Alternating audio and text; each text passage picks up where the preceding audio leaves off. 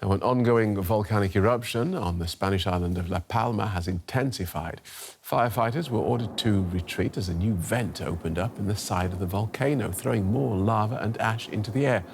Residents of 3 more towns have been evacuated. The lava's already swallowed up hundreds of homes, and there are fears it might claim many more.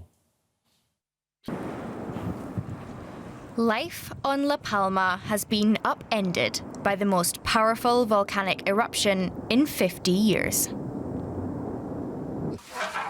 Antonio Brito is a banana farmer whose crops have been destroyed by the volcano's ash. This is all burnt. Everything has been completely burnt by the heat and wind. I can't sell these bananas. When it started, I went inside my house and began to cry. I had to hide my tears from my granddaughters. I didn't want them to be scared. He is thankful that his home, at least, has not been destroyed. The same cannot be said for many La Palma residents. These people are salvaging what little they can from their homes. The island has been declared a catastrophe zone by Spain's Prime Minister.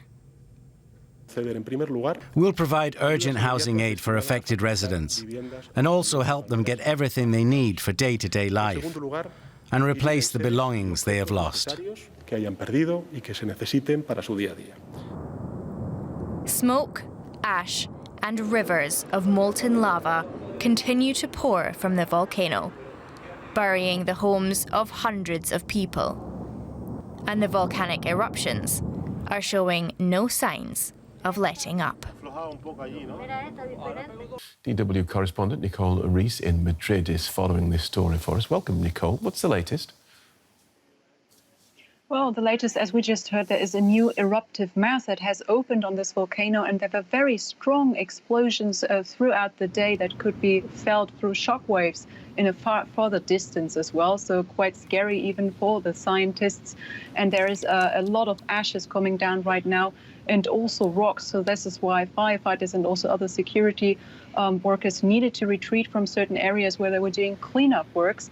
And they also needed to make sure that people in this area were being safely evacuated. And these people didn't have much time to pack up their stuff because it was relative calm days before, so they didn't really expect it. Some of them are even going to other islands because they have nowhere else to go. And to just give you an idea how dense the ashes are, for example, experts say that the clouds that are being produced, the ashes clouds, are as high as 4 kilometers. And also the lava that is currently running through the landscape, covering everything under it, is said to be 190 hectares large. This means this is around 266 football fields, more or less. So for people who are on the island right now, locals, this is very traumatizing. They see how their houses are being destroyed, their livelihoods are kind of ripped away. And there's just another thing going on right now. They're getting very angry at tourists and other people who have traveled to the island just to see this spectacle, while their livelihoods are basically ripped apart in front of their eyes. Right. And one of the worries is that the tip of the volcano might explode and crumble. What are the fears there? What implications would that have?